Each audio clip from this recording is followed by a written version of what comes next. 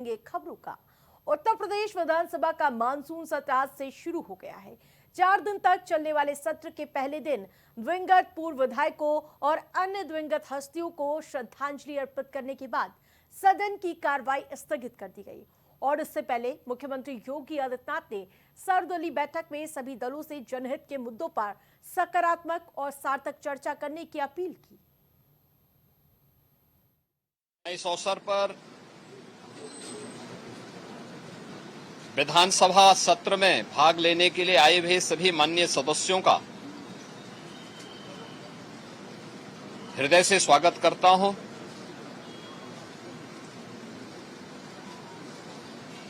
यह सत्र हमारे लिए अत्यंत महत्वपूर्ण सत्र है। वैसे भी विधायिका आम जन की आवाज को शासन प्रशासन तक पहुंचाने का एक महत्वपूर्ण माध्यम होती है।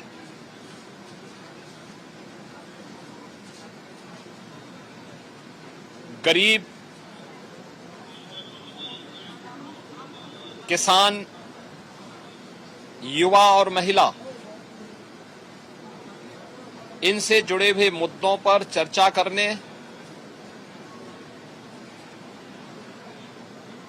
समीक्षा करने और उसे परिणाम तक पहुंचाने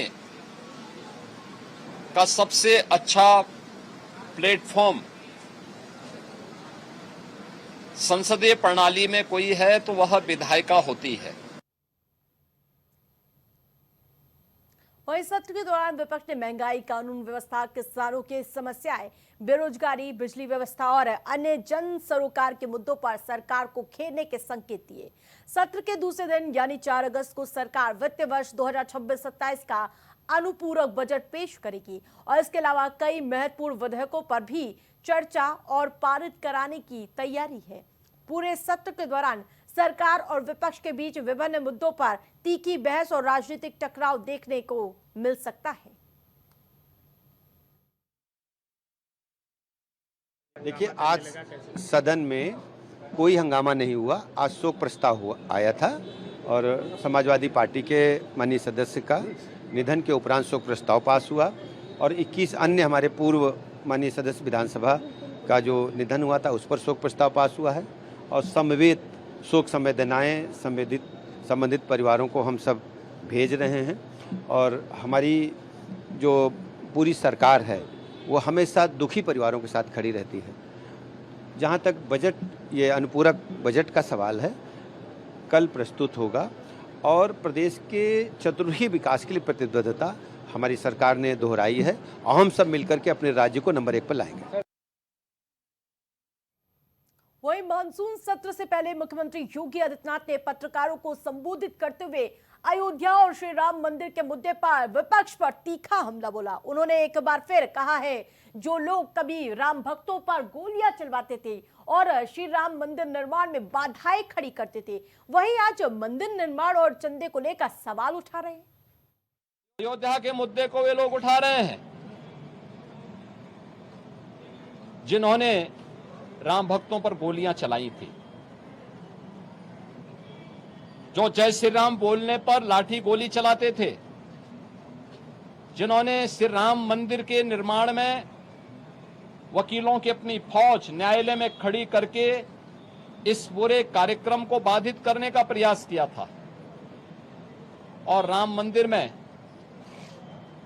चंदा चोरी की बात वे लोग करते हैं जिन लोगों के जेब से एक पैसा भी राम मंदिर निर्माण के लिए नहीं निकला है। इनके दोहरे चरित्र को देश देख रही है, दुनिया देख रही है।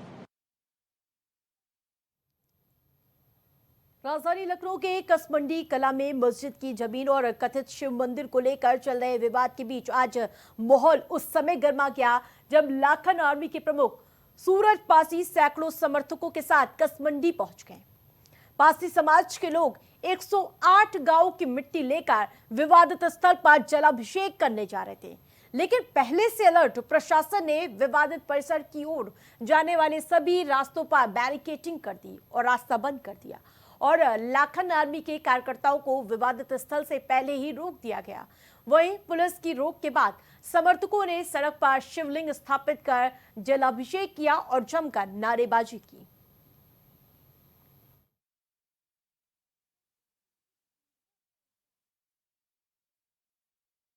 इलाहाबाद क्षेत्र में कसमंडी कला गांव है। यहाँ पर लाखन आर्मी के सूरज पासी जी ने वो किया था कि हम यहाँ जाएंगे जलाभिषेक करने के लिए। आए थे वो शांतिपूर्वक ढंग से। हम लोगों ने वो किया कि मंदिर जो भी हैं आप मंदिरों में जलाभिषेक करिए, कोई किसी के पास कोई रोक नहीं है। तो वहाँ पर तो नहीं हो गए।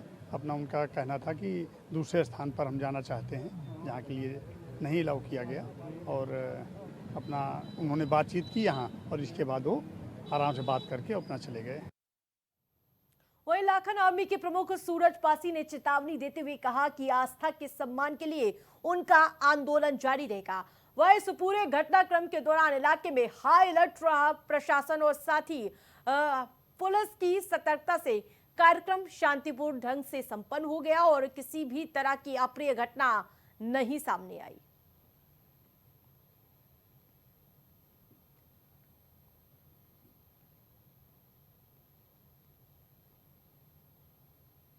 तो बताते चले आपको कि 108 गांव की मिट्टी लेकर समर्थक पहुंचे थे। ये तस्वीरें देखिए जब कसमंडी कला में लाखन आर्मी पूरे अपने सभी समर्थकों के साथ पहुंचे हुए थे। सड़क पर शिवलिंग स्थापित किया गया और इस दौरान प्रशासन को पहले से आशंका थी कि बड़ी संख्या में समर्थक वहां जुटने वाले हैं और उससे पहले ही प्रशासन ने अपनी पूरी मुस्तैदी दिखाई।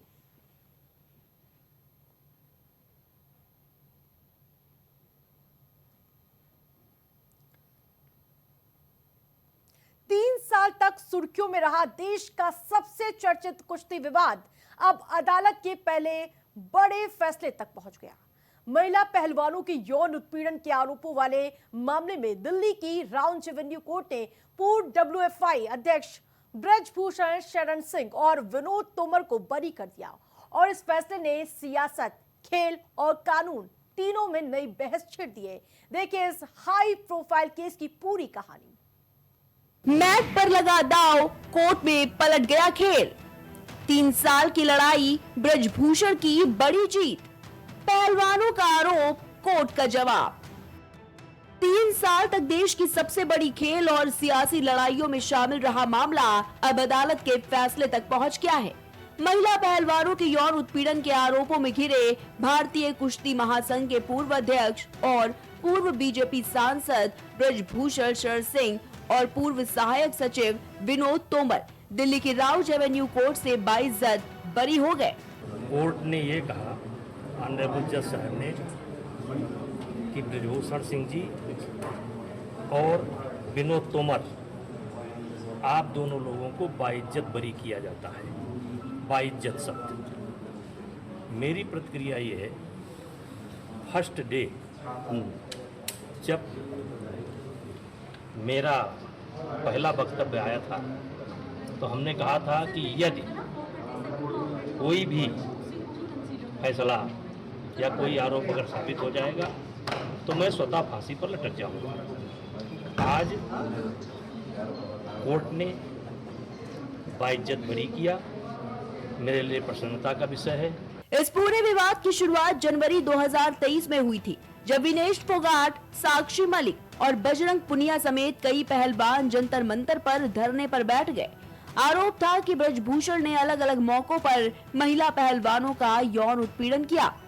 सुप्रीम कोर्ट के दखल के बाद दिल्ली पुलिस ने 2 FIR दर्ज की, SIT बनी, 1500 पन्नों की चार्जशीट दाखिल हुई और मामला अदालत तक पहुंच गया। आपको बताते हैं कि क्यों हुआ था केस। महिला पहलवानों ने आरोप लगाए थे, यौन उत्पीड़न के आरोप लगे थे, मानसिक प्रताड़ना का भी दावा किया गया, खेल करियर प्रभावित होने की बात कही गई, जंतर मंतर पर धरना शुरू हुआ, ब्रजभूषण की गिरफ्तारी की मांग उठी, सुप्रीम कोर्ट का मामले में हस्तक्षेप हुआ। FIR के बाद मामले की जांच शुरू हुई। इस केस का सबसे बड़ा मोड़ था पॉक्सो मामला।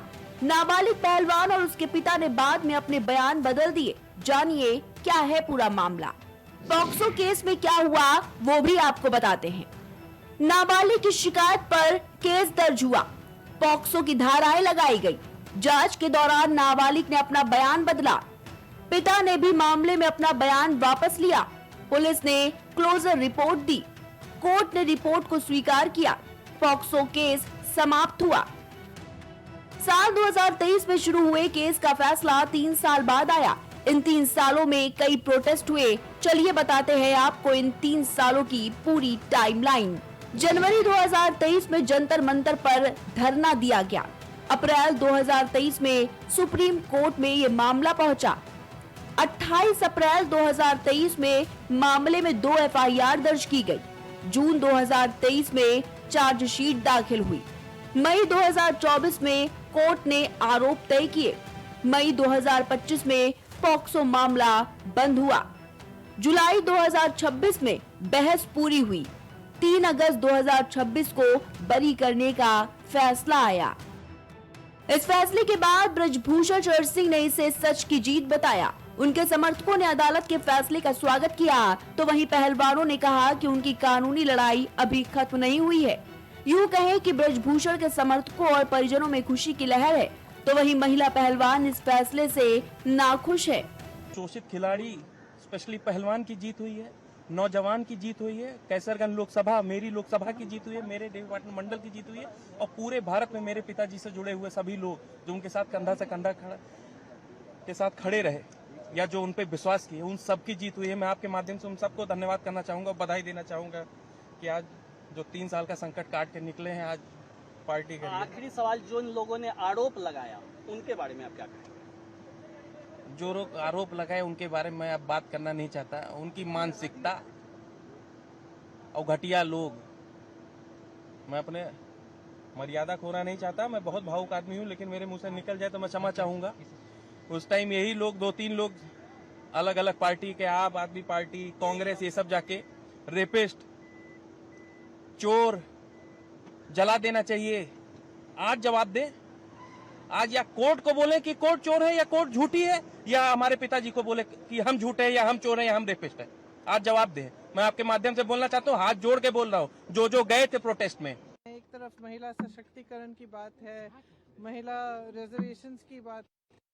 जंतर मंतर के धरने से लेकर सुप्रीम कोर्ट, एसआईटी की जांच, पॉक्सो केस और 3 साल लंबे ट्रायल के बाद अब पहली अदालत का फैसला आ चुका है। ब्रजभूषण शरण सिंह और विनोद तोमर बरी हो गए हैं, लेकिन मामला यहीं खत्म नहीं हुआ। अब पहलवानों की नजर दिल्ली हाई कोर्ट पर होगी, जहां तय होगा कि इस हाई प्रोफाइल केस की अगली कानूनी कहानी किस दिशा में जाती है। Desk report, India superfast.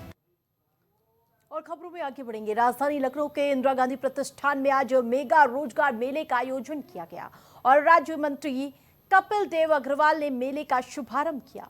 रोजगार मेले में करीब 5,000 युवाओं ने नौकरी के लिए रजिस्ट्रेशन कराया। वहीं 35 से ज्यादा मशहूर कंपनियां विभिन्न क्षेत्रों में रोजगार देने के लिए पहुंची।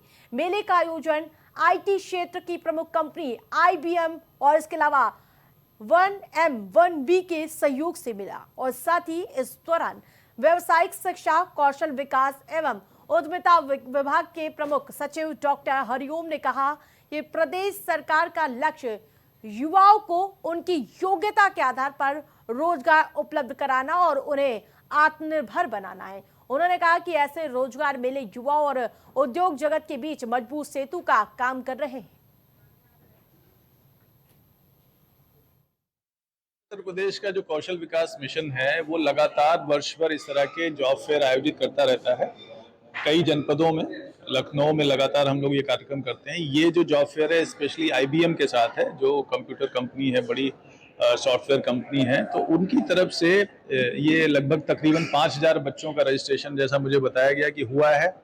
इनको डिफरेंट ट्रेड्स में हमने देखा कि यहाँ पॉलिटेक्निक के, ITI के, BTech के तमाम बच्चे आए हैं और वो यहाँ पे 35 से ज़्यादा कंपनियाँ आई हुई हैं जो स्टॉल लगाया हुआ है। वो इनका इंटरव्यू लेंगे, इनके स्किल का टेस्ट करेंगे और जिस योग्यता के हिसाब से इनके पास स्किल है वो उनको ऑफर लेटर देंगे। शाम तक उसका पता चलेगा। लेकिन जो IBM कंपनी है वो मेनली AI में, साइबर सिक्योरिटी में इसमें काम करती है, कंप्यूटर सॉफ्टवेयर्स में काम करती है। तो ये आयोजन जो है वो IBM और UPSTM के साथ एक MOU भी हमने एक्सचेंज किया है। ये जॉब मेला हम होस्ट कर रहे हैं। अबाउट 4000 प्लस स्टूडेंट्स का रजिस्ट्रेशन आया हुआ है एंड 35 प्लस रिक्रूटर्स आए हुए हैं।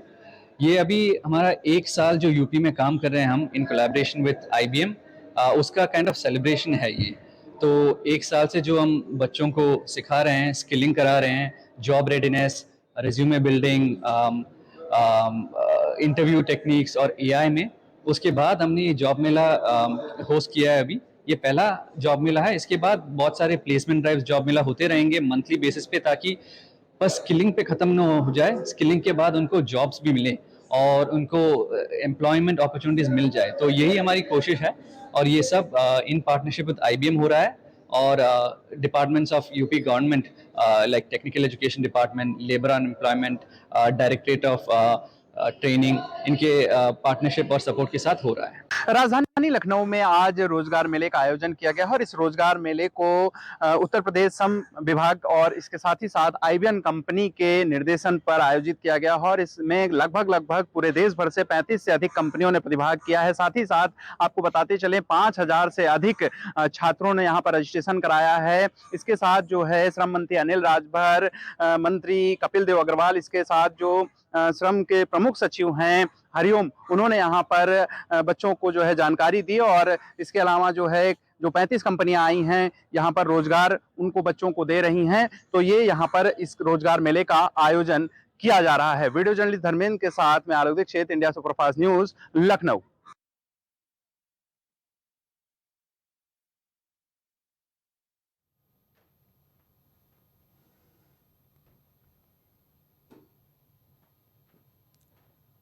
लखनऊ के विकास नगर पुलिस को बड़ी कामयाबी मिली है, जहां पुलिस ने साइबर ठगों के बड़े नेटवर्क का खुलासा करते हुए म्यूल अकाउंट गिरोह के 3 सदस्यों को गिरफ्तार किया है। जानकारी के मुताबिक आरोपी साइबर अपराधियों से ठगी की रकम अपने बैंक खातों में मंगवाते थे और फिर कमीशन काटकर बाकी रकम बैंक से निकालकर मुख्य गिरोह तक पहुंचा देते थे। वहीं पुलिस की जांच में अब तक 16.22 लाख रुपए के संदिग्ध लेन देन का पता चल पाया है और पुलिस के मुताबिक इस गिरोह के तार देश के 13 राज्यों तक फैले हैं, जहां 20 से ज्यादा साइबर फ्रॉड मामले दर्ज किए गए हैं। गिरफ्तार आरोपियों की पहचान सैफ, रेहान और साथ ही नीरज शर्मा के रूप में हुई है और ये कार्रवाई CY और साथ ही आपको बताते चले अभियान के CY वाजरा अभियान के तहत विकास नगर पुलिस ने की है। तो वहीं आपको बताते चले पुलिस का साफ कहना है कि ये सिर्फ नेटवर्क की एक कड़ी कार्रवाई है और साथ ही गिरोह के मुख्य सरगनाओं और साथ ही अन्य सदस्यों की तलाश तेज कर दी गई है।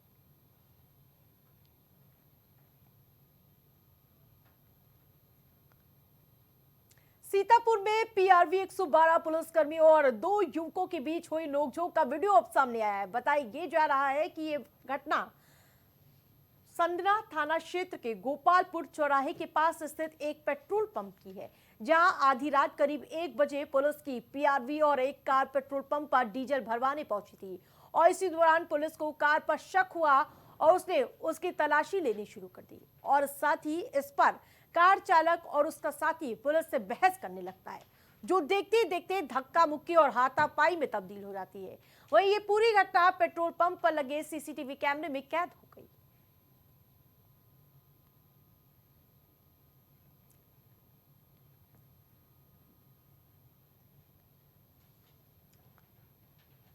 कानपुर कमिश्नरेट की यातायात व्यवस्था को और बेहतर, सुरक्षित और तकनीक आधारित बनाने की दिशा में बड़ा कदम उठाया गया है।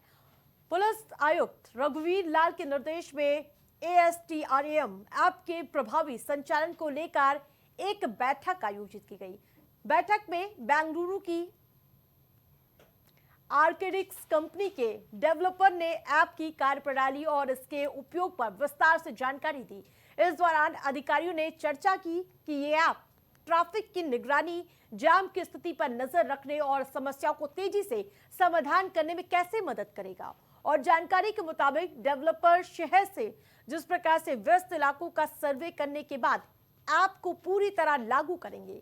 वहीं इसके साथ ही बैठक में ट्रैफिक प्रबंधन को और स्मार्ट बनाने के लिए आर्टिफिशियल इंटेलिजेंस यानी कि एआई और बिग डेटा एनालिटिक्स साथ ही आधुनिक तकनीकों के इस्तेमाल पर भी जोर दिया गया है। अधिकारियों ने निर्देश दिए कि ऐप का प्रभावी इस्तेमाल सुनिश्चित कर कानपुर की ट्रैफिक व्यवस्था को अधिक सुगम, सुरक्षित और जनहितकारी बनाया जाए। कानपुर नगर में जो ट्रैफिक व्यवस्था है, इसके लिए हम लोगों ने पूर्व से जो कार्यक्रम चल रहे थे, जिसमें रिड्यूसिंग ट्रैफिक कंजेशन एक महत्वपूर्ण एक इनिशिएटिव था, जिसमें हम लोगों ने रूट मार्शल की नियुक्ति करी थी। उसके जो सकारात्मक परिणाम आए हैं, एक जो बेंगलुरु बेस्ड कंपनी है अस्त्रम करके, उन्होंने अपना एक यहाँ पे प्रेजेंटेशन दिया था, जिसमें उनका कहना था कि कानपुर के कुछ जो रूट हैं, जो अति व्यस्तम रूट हैं, उनको लोग चिन्हित करेंगे और उसको चिन्हित करने के बाद में वो लोग अपना एक पायलट सर्वे करेंगे। कानपुर में जो जितने भी स्टेक होल्डर्स हैं, उनसे अपना संपर्क करेंगे। इसी क्रम में पुलिस के साथ एक बैठक हुई थी, प्रेजेंटेशन हुआ था, उन्होंने अपना पावर पॉइंट प्रेजेंटेशन दिया था और उन्होंने उनकी जो कुछ सवाल थे, उन्होंने सवाल करे थे। हम लोगों ने भी उनसे अपने कुछ सुझाव मांगे। उन्होंने उनका कहना था कुछ पूर्व में कुछ शहरों में उन्होंने करा है, जिसका सकारात्मक परिणाम आए हैं। इसी क्रम में वो एक बैठक की गई थी, अस्त्रम करके कंपनी है, और वो 1-2 रूट चिन्हित करेंगे। अब इस हफ्ते में उनका फिर से आने का प्रोग्राम है, वो रूट चिन्हित करेंगे और क्या हो सकता है, बेहतर हो सकता है कि कानपुर के जो शहर की जो सिटी की जो ट्रैफिक व्यवस्था है, इसमें और बेहतर क्या हो सकता है, इसके लिए हम लगातार प्रयास कर रहे हैं। जितने भी स्टेक होल्डर्स हैं, जहाँ से भी हो सकता है कि थोड़ी भी जो हमारी पास ट्रैफिक व्यवस्था है, उसमें और क्या बेहतर हो सकता है, इसके लिए हम लोग लगातार प्रयास कर रहे हैं।